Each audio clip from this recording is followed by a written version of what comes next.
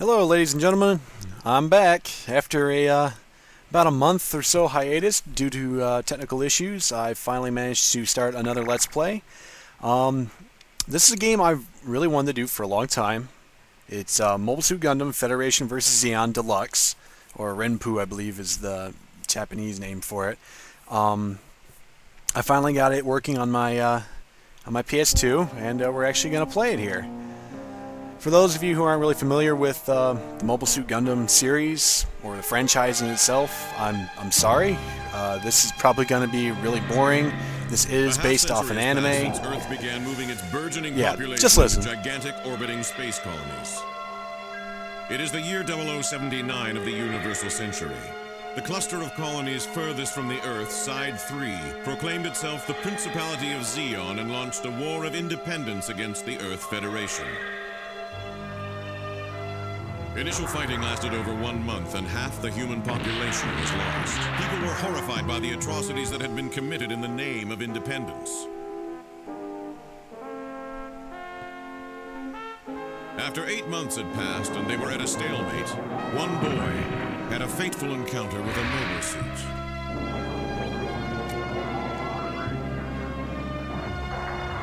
Who will survive?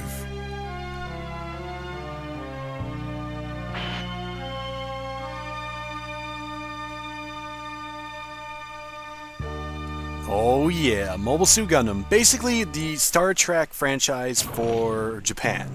A long-running series that has spawned a huge amount of sequels, spin-offs, blah blah blah. This is one of the first, I believe, arcade-style games for the PS2, at least set in the Gundam universe in itself. There is a sequel-ish successor, which is Gundam, Mobile Suit Gundam, Gundam vs. Zeta Gundam, which I think runs off the same engine for it, or the same engine that you find in this game. But let's get a few things set first. I'm going to make sure I've got everything going. We'll keep the difficulty there. Damage level's fine. Timer level's fine. Min-max, yes. Alright, everything looks cool. Now, there are several modes for this. You have your classic arcade mode, which has you picking your mobile suits. And you go through, I think it's 8 stages, blah, blah, blah. Classic arcade mode. Versus mode, which is self-explanatory, to local only. You and a buddy face off against one another. And then the real gem of this game, and the one I played the hell out of, is campaign mode. And that's exactly what we're going to do.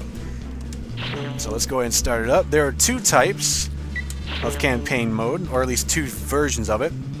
And they are the Earth Federation Space Force version, or the Principality of Zeon. For those of you not familiar with the story behind these two, I will kind of explain it, I think, as I go along. And as we play the game, you'll get the gist of what actually happens during the One-Year War, which is this fictional conflict between these two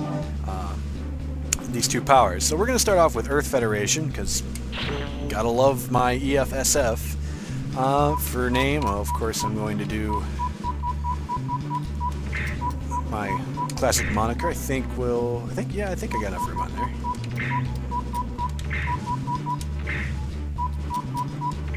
Yep, cool, just enough. It used to piss me off a lot with older games that with my name, where it was kind of a larger title, it was a little difficult sometimes to actually fit the name. A half-century has passed since Earth began moving its burgeoning population into gigantic orbiting space colonies. A new home for mankind, where people are born and raised and die. The film strips you see there are actually scenes from the anime itself. It is the year 0079 of the universal century. The cluster of colonies furthest from the Earth, Side 3, proclaimed itself the Principality of Zeon and launched a war of independence against the Earth Federation. Initial fighting lasted over 1 month, and half the human population was lost. People were horrified by the atrocities that had been committed in the name of independence. 8 months had passed since the rebellion began. They were at a stalemate. With half of the population dead, both the Federation and Zeon had lost most of their military forces, and innocent youths were left to fight the war. Unable to gain a decisive victory in its initial battle, the Principality of Zeon lowered mobile suits to Earth to take control over mining territories to secure the vital natural resources for a long war ahead. The Federation's counteroffensive against these Zeon strongholds is about to begin. Oh yeah, well that basically took over for having to explain a lot of the backstory for this. As you heard, there's a war going on, and we're going to fight on the Federation side. So we're receiving orders. This is your basic mission map. You got these two portions to it. You have the Earth side, and then you have the space side. And we basically get different missions that we can choose to take a mobile suit into and accomplish varying tasks that range from mediocre to extremely difficult. As an independent unit, wage war on all fronts and test the new mobile suits in actual battle. Alright, cool. So we got two new prototype suits. And I think they are ground-type gems. Isn't there a way to run? Ah, there you go. Yep, so like I said, once every mission you'll come back to this screen, and missions that you complete will disappear and then possibly make new ones come up. So let's just go ahead and start here. You're always going to have that one there. As I said before, this is two parts. There's a space map, which is here, shows the Earth, its colonies, asteroids, and stuff like that. But we're going to mainly be on Earth for the beginning of this. Now let's go ahead and start outside of Jaburo. Alright, so as you can see, difficulty, very easy. Blue, light blue especially is, or darker blue is especially easy missions. Light blue is, I think, easy. I can't remember what the other, I think green is normal, yellow is difficult, and red is insanity, or basically it is insanity to do some of those missions. This one's easy, not too bad. Use basic training model of ground combat gem, or GM, I'm not sure what you would want to call it. I call them gems. And participate in mobile suit combat simulation. Dodge enemy fire with sidestepping, and destroy the targets. Yes, it's fine. So, after you choose a mission, you'll be able to pick a mobile suit from your roster. We only have one available, so we'll use him. Here, let me fuck up my controls. There we go. So, it's not too fast-paced of a game. I mean, you're not going to be pulling, for anybody who's familiar with any of the newer Gundam series like Seed Destiny, or 00, or even back into like Gundam Wing days, you're not going to be doing all that amount of fast-paced action. As a matter of fact, this is actually kind of a slow game in that regard. You're just not that maneuverable. So here we have our targets. Take them out. Those are Zeon Zaku's, and that would be probably the original Zaku. Yep, Zaku 1.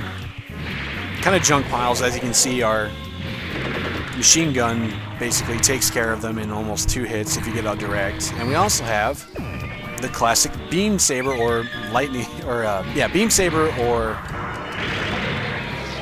melee attack weapon. A lot of people accused the series of taking like the lightsaber from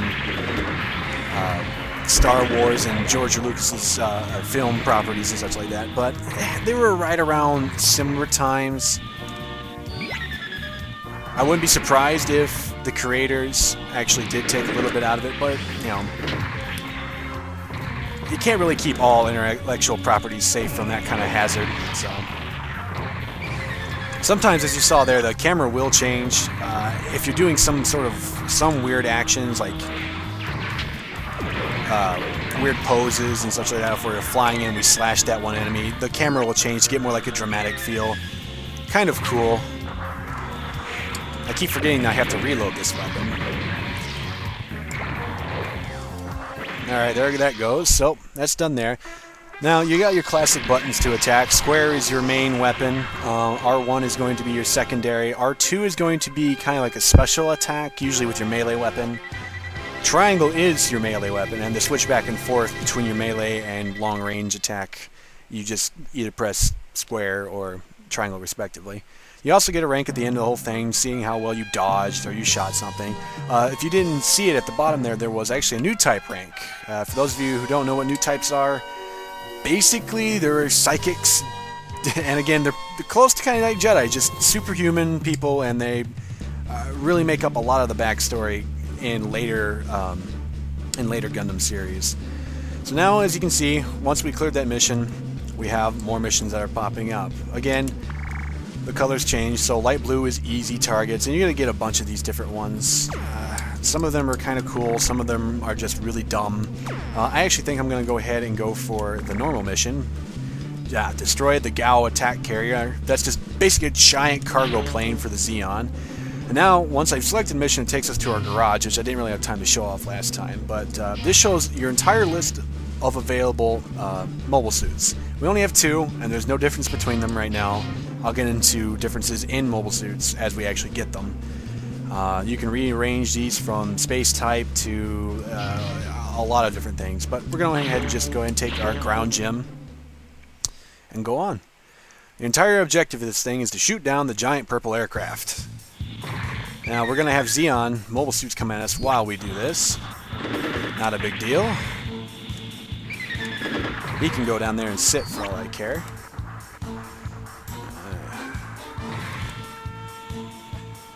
Yes, he's just going to take off. Don't really care. We want to shoot that thing. If you can do it, hop on top of that thing. If you can manage to boost with the X button and actually do it, you're basically just sitting right where you need to be. A little slow down. Right where you need to be to shoot the damn thing.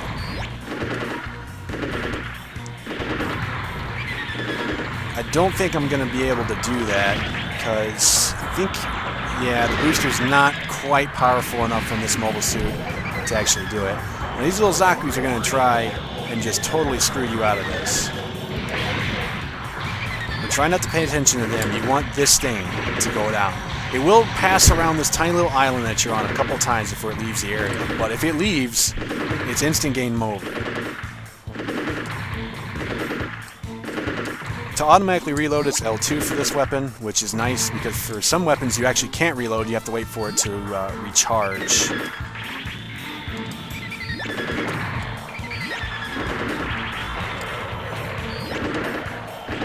So let's take this thing down. Watch out for that cannon that thing has. It packs a wallop. It's almost out of here.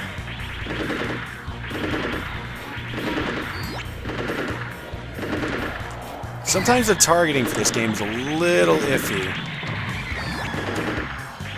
There it goes.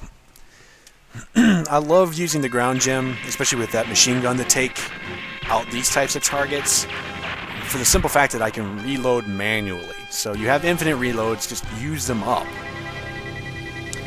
Alright, so my accuracy shouldn't be too bad. I think I might get, yep, new type rank E. It's not easy to get a rank up in this game. I've only managed to get a new type rank A once in my life. I'm not that good at dodging. And on occasion, after you complete missions, you'll receive special items such as mobile suits, weaponry, that kind of thing. So here we receive a combat gem, which is exactly the same type we have, but I think we actually might... It actually might be a different type, but let's see. Let's just pick one here. Cool. That one's just destroy the battery strength. Okay, now, earlier I talked about how there are differences in the mobile suits themselves. If you see here, these are all 3 the same model mobile suit, but this one has a star next to it, and a slightly larger health bar, if you notice that. That star means it is a tuned unit, basically. It is a lot more powerful than either of these 2 here. It has longer boost, more attack, that kind of thing. So the more stars, the better. I'm going to go ahead and use that thing. Sure, sometimes on missions you can actually bring an ally which you can choose out of your own roster of mobile suits. Be aware, as the ally gets damaged or destroyed, your mobile suits, or that mobile suit that it was using, will also take that damage and reflect. So this is a simple mission. We're in a city level. Can't remember the name of this level. It's actually based on the show. It's where the white base hides from somebody. I won't give a spoiler alert because I'm pretty sure we actually get to see that mission. This game does kind of follow along with the actual story, and you follow the white base crew, who are the actual heroes of the anime itself. I can't remember the name of the city. That's going to annoy me. Now, if you have an ally, you can actually have them do different types of strategies. Now, if you look at my little command bar there on the right side, right now I have my allies set to normal, which is they'll just do their normal AI scripted whatever. Nothing too big or not. Now, I think to change that... How do I do that? No, that's not it. Ah, there it is. It's L1. So, right now, I managed to switch my AI buddy to go far away. He won't be up quite as close, which can be handy if you have a lot of targets spread out to deal with. But it shouldn't be too big of a problem here. We're actually going to use near, which is right next to on top of us. But we're just going to use B up, which is, I'm pretty sure, back up. So he's going to pretty well be right on our ass and help us. Don't worry if the Zaku's escape in this type of a mission, unless it states that they shouldn't. All we want to do is drain that red Zeon bar down, and we do that by destroying mobile suits. Now, the amount that the bar goes down is dependent upon what type of mobile suit we take out. The Zaku 1s here will not afford much of a drop in the bar as compared to taking out a Zaku 2, which is a successor mobile suit.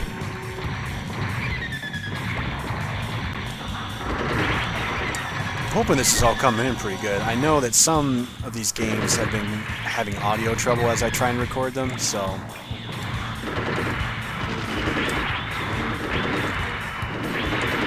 I decided to do a game that wasn't Mega Man related. I know I'm going to do X3 and probably more of the X series eventually, but I just got kind of tired of playing the X series.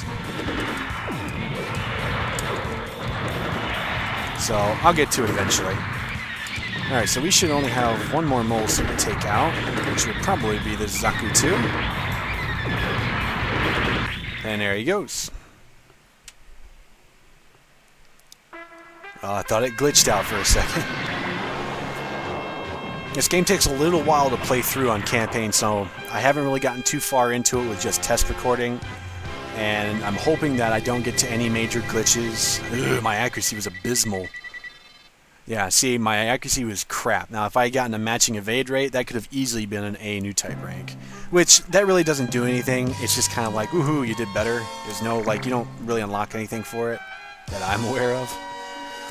Alright, so here's a Battle Strength 0 again, but this one also has failure tasks outside of your own mobile suit being destroyed. We have 5 little buddy tanks that, if they get blown up, then, well, that's all she wrote. I didn't explain it too much last time, but in the garage, you'll notice that some of these suits have a reduction in their health bar, otherwise known as damage. These are actually the suits I just used. It takes a little while for their health to regenerate, but suits that are in use do not regenerate health. Suits while are sitting in the garage do. And the more stars a unit has, the longer it takes for it to be repaired. So just be wary. I'm still going to use the gem with a star next to it just because it is still more powerful than either of the others.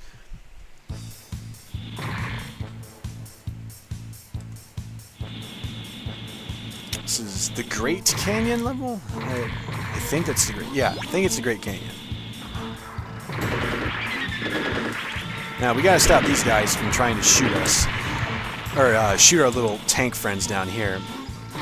We can only lose 5 of them. Sometimes you actually have a green Federation bar, which, you know, depending on the unit that gets taken out, takes a reduction out of that bar, and when it gets to 0, then you lose. But in this case, we actually have a number to rely upon.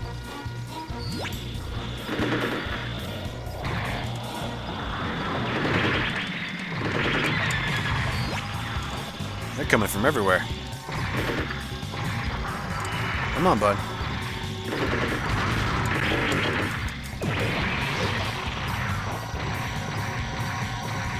Nothing better than getting close and personal with that beam saber.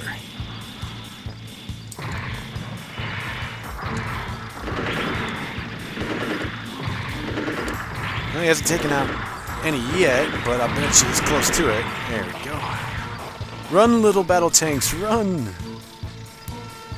Wow, you guys are... No, the other way. Go the other way.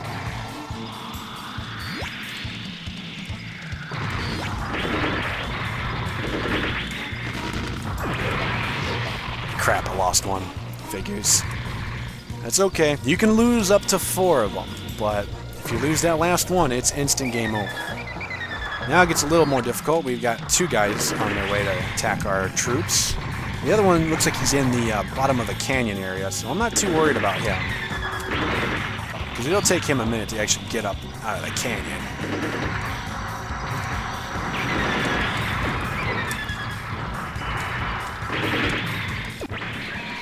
Oop, that's not good. I'm not sure if you just saw my screensaver there. I don't know why that managed to come up.